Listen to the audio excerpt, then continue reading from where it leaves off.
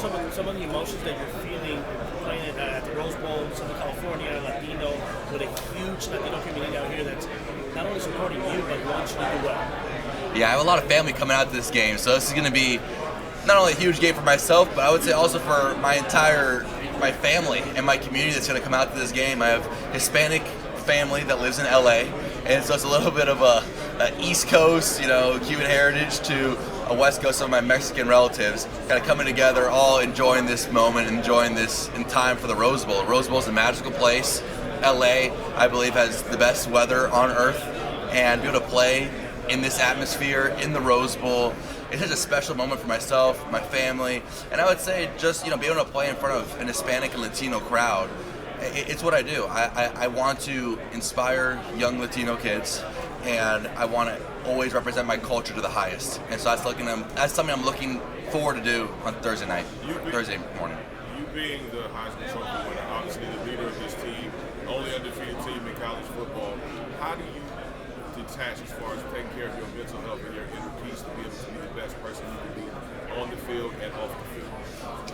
Yeah, there's a lot of things that go into that, and I would say myself, I don't rely on myself. I rely on other trusted mentors, sports psychologists to always keep my mental game at my peak, because I know that's my responsibility to my coaches, to my teammates, and to the entire team to be able to be sharp mentally and not have other outside influences, pressures, and noise, and able to impact my game. I think one thing is just really, just keeping the process on how I got here and how the entire team got to this place, which is, keeping the process that I've kept for every single game, don't change anything, and in that sense also realize that it is a team game. The reason that I won the Heisman, had the opportunity to win the Heisman, is because we're 13-0, and at that point in the season we were the best team in college football, and now we got to go prove it again and realize that the Heisman was a team award, and now we got to get the ultimate team award, which is first beating the Rose Bowl. How have you seen Coach Signetti change this culture as far as Indiana football? Obviously, this used to be known as a basketball school, but now it's a football school as well. How have you seen him over the course of this season change that course of action as far as having the stability in the culture? Yeah, I would say I wasn't here before the change. I was just here for the Signetti era.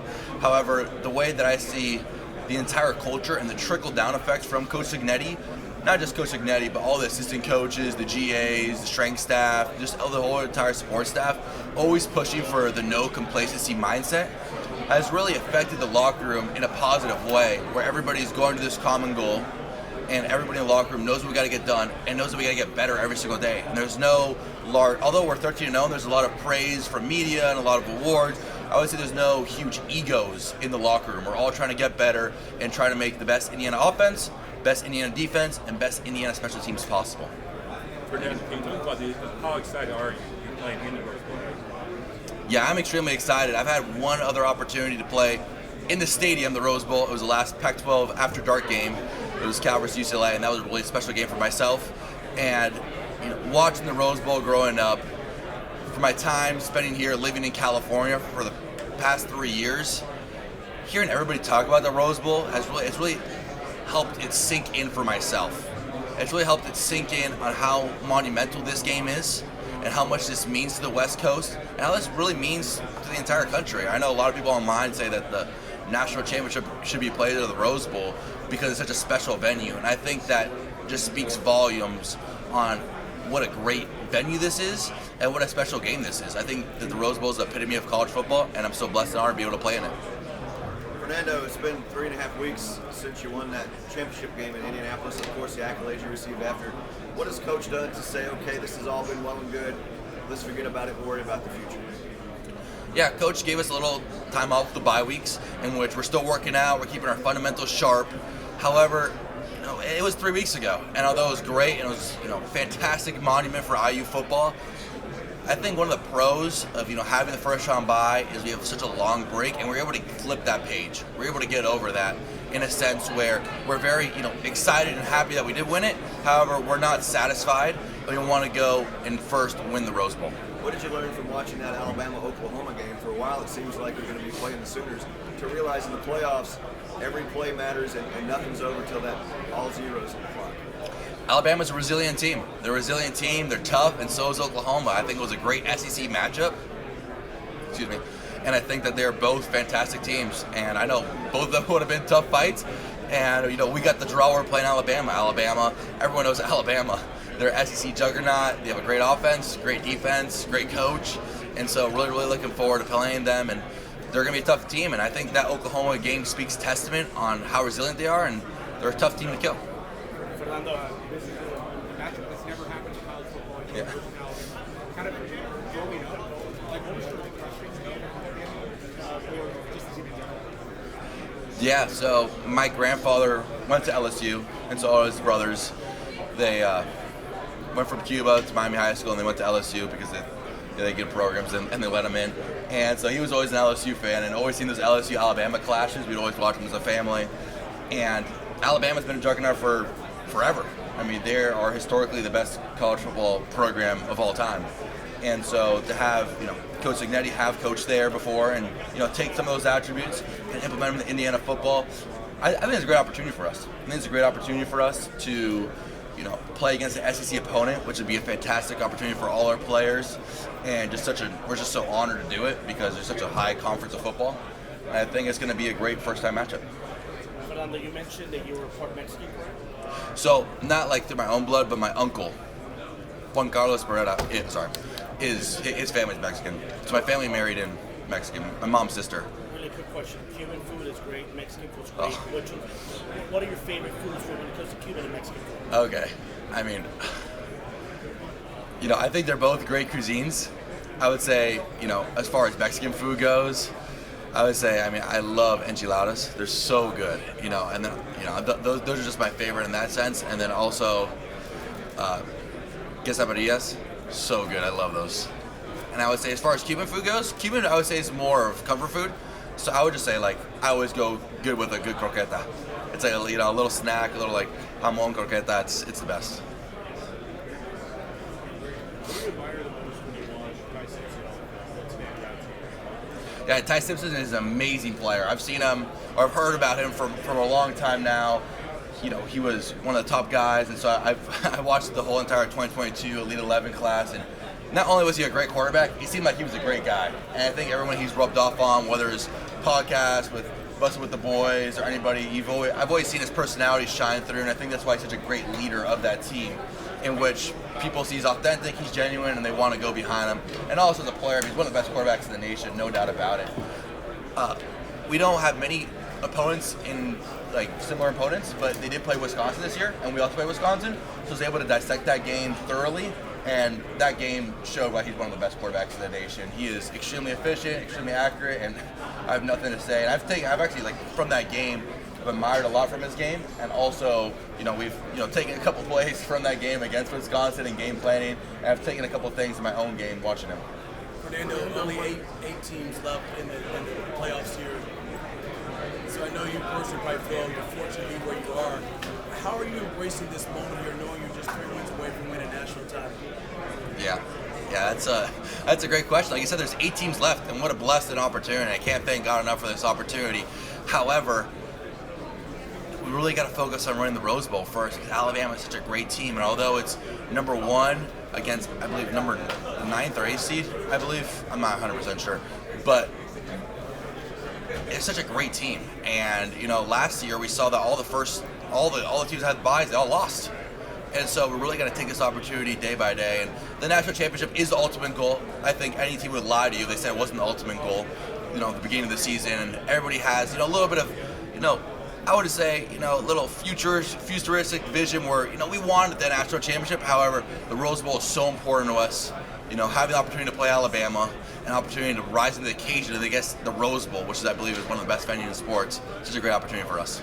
Fernando, when the teams with the buys lost last year, Yep. have you guys put any thought into why that was the case? If there was something about that? Yeah, I wasn't in those locker rooms and wasn't in those, programs, so I can't tell you. However, it is definitely an interesting statistic that all teams with the bye lost. And so I think that's, if anything, that's motivated us a little more to not take that complacency. Cool, we won the Big Ten Championship, page behind us. We really got to peak at the right time. The Big Ten Championship was amazing, great for IU fans, great for IU football history. However, we want to make sure that we're peaking at this moment in the Rose Bowl and then through the college football playoff. Is there anything you guys did to make sure that there wasn't any complacency that's different or unique to this process?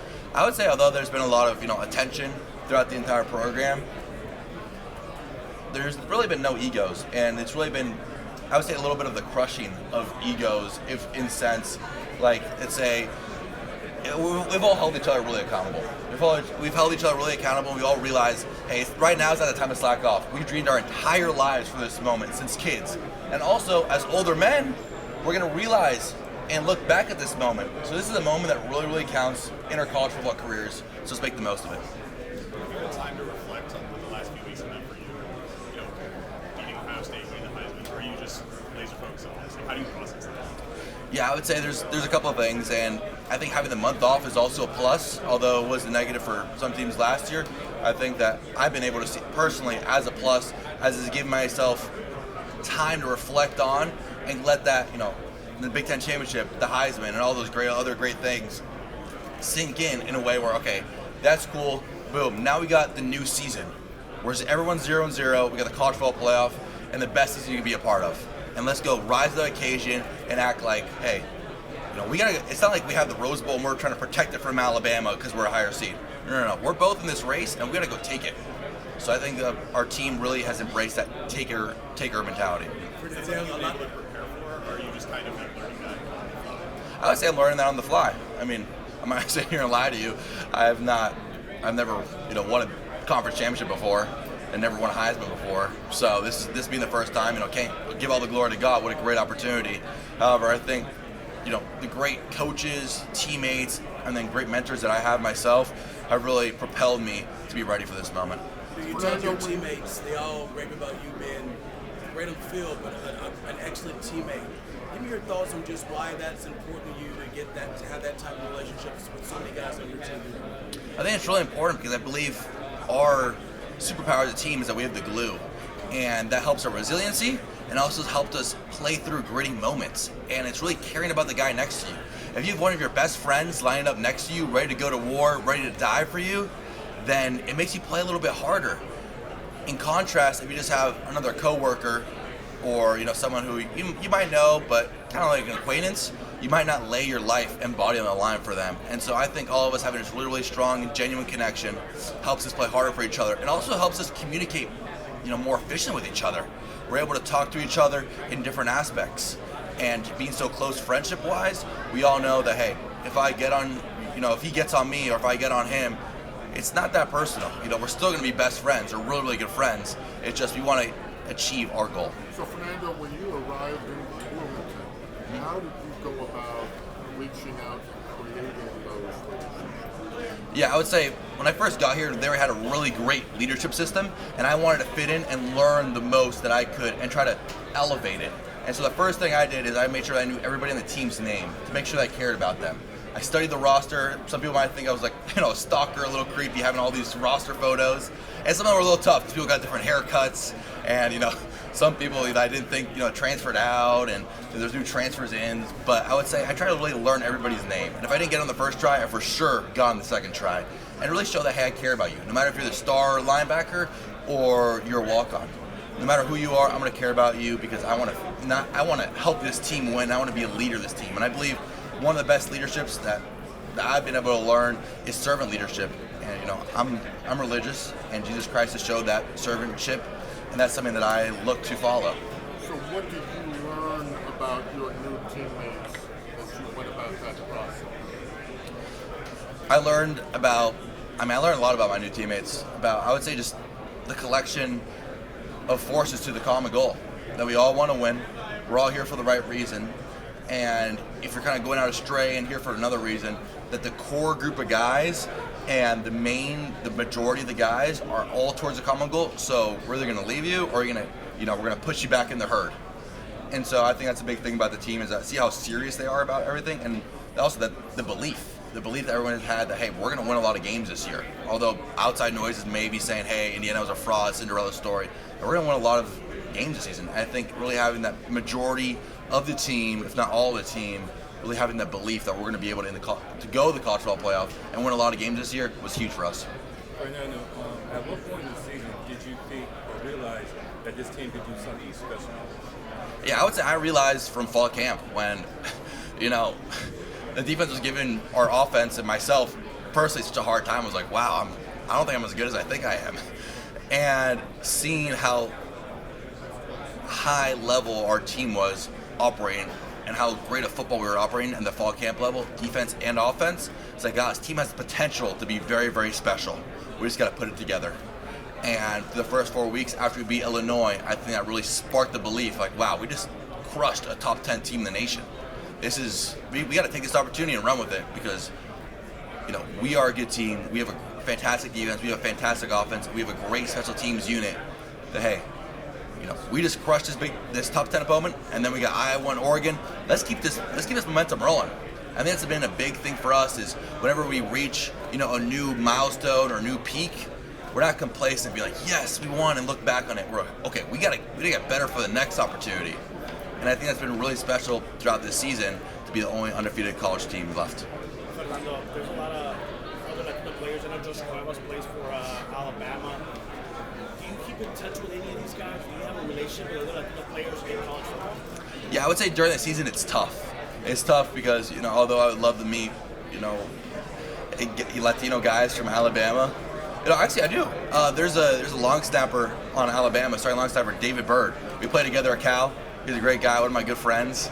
And, having that connection at Cal, and then now obviously we two different teams and new teams. It's been great to talk to him, throughout this week. And however, now we got to keep it all game focused, and I haven't talked to him since. But, having a connection with other Latino players, I think is very, very important. However, I would say during the season it's a little tough, but during the offseason, looking forward to connect with them and looking forward to building that relationship. Fernando, in Indianapolis, Sig said, I've got 3.5 weeks to get him humble and hungry again. Yep. How did he go about doing it? Yeah, I would say he really has kept us humble and hungry. I would say that I would agree with that factual statement. And I believe that we all realized that the Big Ten Championship was sweet, it was great, and it was a good taste in our mouth. However, we've had this entire month for not just Coach Sig, but all the other coaches to light a little fire under our butt in order to be, hey, we got to win the Rose Bowl. We have a great opportunity at the Rose Bowl. Big Ten Championship was great, but to be quite honest, now this is the biggest game in program history right here. So even if we, in theory, if we lose this game, the season layout was great, but it's not what we wanted to be. We will not be satisfied.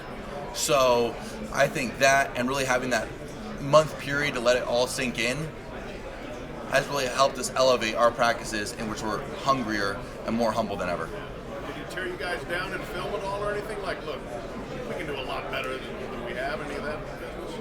Yeah, I would say that, yeah, maybe a little bit of that, but I'd say it's also each individual coach is really holding every player there to the standard. Although we won Ohio State, there's a lot of things on film that, myself included, that we all needed to clean up. And so having that opportunity where everyone feels great about Ohio State after the Ohio State win, in reality, a made field goal, that game's a lot closer. Who knows what happens? And it's kind of like a flip of the coin right there. So we held ourselves to a really high standard, and there's a lot that we need to get better from that game, that I know I need to get better from that game. And I'm really looking forward to showing that on the field Thursday. One other question, different topic. How good is it going to be to have Omar Cooper back full speed? Oh, it's going to be great. All our receivers really step up to the plate. I think we see, when Charlie Becker last week and E.J. Williams, when he went down, I would say we have so many great, and Jonathan Brady. Jonathan Brady also stepped in, had a couple of big catches in the Ohio State game. All our receivers are so talented. I'm confident with any receiver of our receiving core going out there. I'm full of confidence when they give us man-to-man coverage, no matter the team, that we can be able to win on those routes. However, having Omar Cooper Jr. back, being such a fundamental part of our season, having the Penn State catch, I believe he's a leading receiver on our team in yards as well.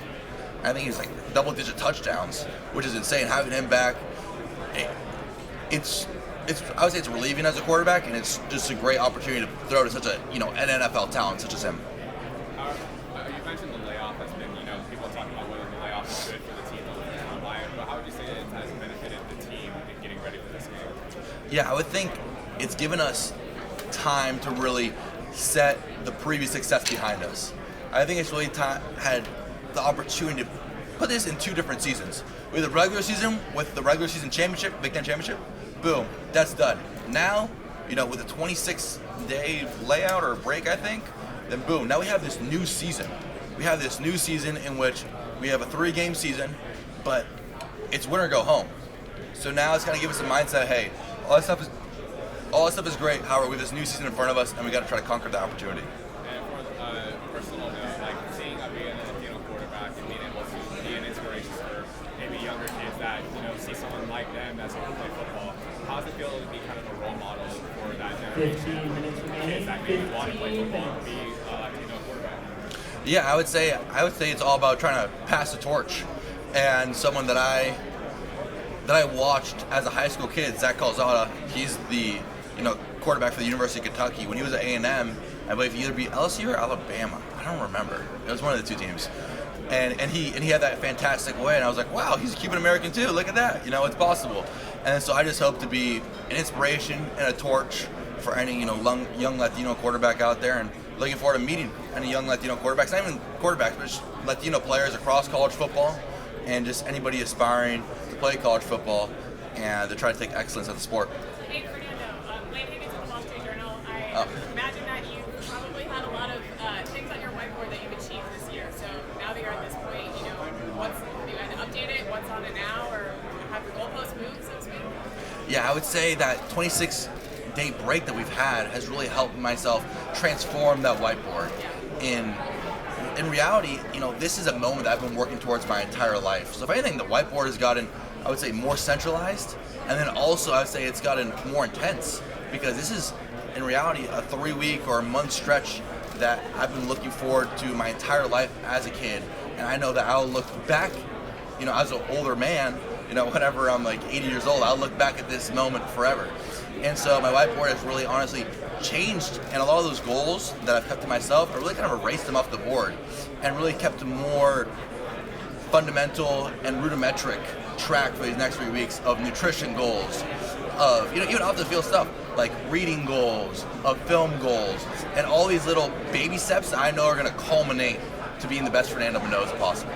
So is there white space on it anymore? I would say, there is definitely white space. There's definitely white spaces. I wouldn't say it's too intense where, like, I'm not feeling, it's not a requirement to fill up every little space on the board. However, I would say keeping the main thing, and not trying to stretch myself out too thin. If I keep, the main 3 or 5 things that I need to do, the task at hand, then I'm really going to be able to excel at those. If I try to do, 20 different things, it's going to get all over the place. In reality, I'm not going to be able to keep it up. It's not going to be like, what's it, Charlie Day and Always Sunny, where things Yeah. are crazy. Yeah, exactly. So, it's not going to be like The Beautiful, I don't know if you've seen this movie, it's like The Beautiful Mind, where it's like, all the math and stuff like that. And obviously, whenever I'm trying to figure out the whiteboard, it is like that, but I always try to condense it and to be able to have, a sizable impact on myself. Oh, let's go up. All right, Fernando Mendoza, it's good to see you, man. You talked about compartmentalizing. When you get to this point in the Rose Bowl and it's actually game day, what goes through your mind? Yeah. Like the game of Ohio State, what was going through your mind that day? There's a lot of things that go through your mind, and it's so easy for your mind to get crazy and get caught up in the moment. I think my biggest thing is just to stay grounded, stay present in the self. When I wake up for the game day against Ohio State, at that point, I'm not playing yet. I woke up. Let me have the best cold shower possible at that point. Let me have the best morning meditation possible at that point. And really take it step by step, because when you try to, think about the entire big picture, it can allow someone's mind to be racing, have all these butterflies. However, when I get to that moment of the game, it culminates from the morning all the way to pre-game stretch to kickoff. These butterflies, they increase, in my chest and in my feeling. However, then I'm able to take those butterflies and really redirect them towards my positive, towards myself, in which I'm able to have an increased where I'm able to have an increased awareness, increased playing style, and increased leadership with my teammates. So I'm really realizing that these butterflies and these nerves throughout the day, they're building up in anticipation for the game, and then boom, the game starts. Hey, these nerves just tell them, hey, my body's ready. Yeah. and then boom, then I'm able to redirect these nerves and these butterflies in order to defeat my opponent. You're on a heck of a ride. How has college football impacted you as a person? Like, if you were to recommend it to a kid, you talked about young Latinos, how has it changed your life? Yeah, football has changed my life and it's changed my family's life. It's been great, and I think that football, not only all the external activities and external awards and media has been, great for my family. However, I would also say that it's the fundamentals of teamwork, of team chemistry, of working hard, and all those fundamentals that really deploy someone to be successful in life, and those strong attributes have really helped myself become a better character and become a better man, which I think is more important than all. Thanks, favorite Alabama player of all Thanks so much. time? God bless. Who's your favorite Bama player of all time? Who? What's there? Favorite Alabama player of all time? Oh man, there's so much. I mean, I love Tua. I would say I love Tua. He's a fantastic player. He plays in the 305, the Dolphins. So I would say Tua. I say Tua just off the bat, one of my favorite players of all time. Obviously he's a lefty, so I think it's very interesting as a quarterback to kind of see that reverse, instead of righty, like a reverse lefty throwing motion. And I would say he's my favorite Alabama player of all time. Appreciate it. Thank you. God bless. That's how you do it.